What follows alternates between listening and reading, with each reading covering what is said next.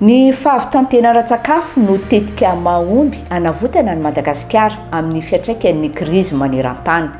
Eo amin'ny 2 tapitrisa-taonina no fiakaran'ny vokabary tsy maintsy tratrarina amin'ny dito-pamokarana manaraka ity satria 4 tapitrisa-taonina no vary ilaina vokarina. Anisan'ny miantoka izany ny fampiakarana ny tambokatra amin'ny alalan'ny fampiasana ny vary safiotra. Antony fanaovatsy ny fifanenkam-piarahamiasa ny zoma 2 septambra 2022 teo amin'ny ministeran'ny fambolena sy ny fiompiana sy ny orinasa STOI mba amokarana vary safiotra amin'ireo faritra 410 eto amin'ny nosy. Efa nilazaina teo moa zany ny hoe ambony ny tapamokarany ny rendement ary ny orinasa STOI dia mandray an-tanana ny fiantohana ny masomboly sy ireo anampamokarana zay ampiasain'ny tantsaha mba hanatrarana tapamokarana zay ambony arak'izay tratra. Ny vidin'ny masomboly vary safiotra dia fantatra fa mbola lafolafo satria amin'ny hybride azy io dia tsy mora ny famokarana azy. Fantatra koa hoe avy lavitra ihany no anafarany société STOI azy raha ny eo amin'ny tsena mbarotra amin'izao izy mety misy ireo tantsaha zay tena naneo hoe tena faly tamin'ny fanaovana andrana voalohany izy nahita ny vokatra be fa anisany naneo kosa izy hoe mba niriny ny tohana amin'ny lafy ny masomboly ary dia zay zany anisany anankiray akoatran'izay mitohana ara-teknika zay ataony STOI an'ireo tantsaha ireo. Misy ny teknika mpamokarana manara-penitra ampiaraha-ampianarina azy ireo ampitombo kokoa ny fahaiza-manaony amin'izany sehatry ny fambolem-bary zany. Heverina fa hitondra fahaiza-manao eo amin'ny tantsaha zany ary ny tsy adino fa tena anatin'ny tanjona lehibe amin'izao dia ny fampiakarana ny vola zay miditra isa-tokantrano zay miara-miasa amin'ny STOI anatin'ny ty fanarahany ty. Tsy zay ny vokatra zay dia mba eo amin'ny fari-piainan'ny tantsaha zay voakasika mihitsy no mba mihatsara. Aneo ny fahavononany ifarimbona trany amin'ny fitondram-panjakana ny orinasa STOI ary misaotra ny ezaka vita teo amin'ny fanitarana ireo fotodrafitrasa sy tany ambolena ary ny nametrahana ho lalàna ny farimbo-pamokarana na agrégation agricole. Nanao andrana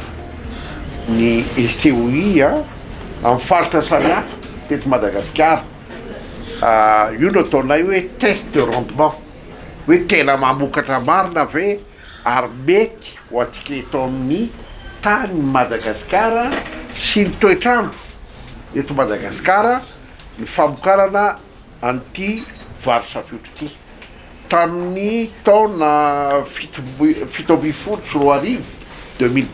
nanaovana an'io dia ny tapamokarana salanisa zany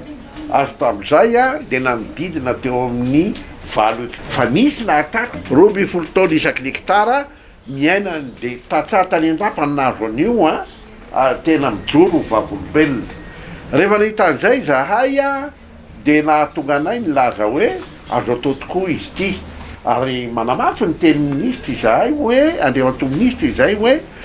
le tantsaha zany efa resy laza amin'izao fotoana zao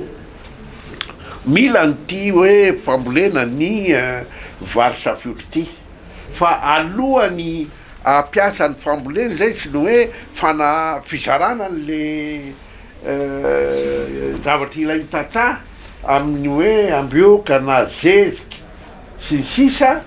dia tsy maintsy manontany zay ny service météo eto amintsika mba lalàna hoe tokony misy ve fiovana izarana an'izany. Zava-dehibe ao anatin'ity tetikasy ity zay nisoritany andriamatoa ministra ihany koa dia le fahazahoan'ny tantsaha ary fanamorana amena ny tantsaha azahoany amin'ny voalohany zany ny masomboly sy ny zezika tsy mitondra vola mihitsy ny tantsaha amin'izany fa zahay STOI zany ama agrégateur anay zay moa le izy ao anatin'ny lalàna no mitondra andreo zezika sy ambuquereo zany hoe le semence fa rehefa vokatra kosa le fambolena ataony tatsà de za ihany koa no mividy an'izy io amin'ny vidim-bokatra eo amin'ny tsenam-barotra dia am'izay fotoana zay a averiny tatsà le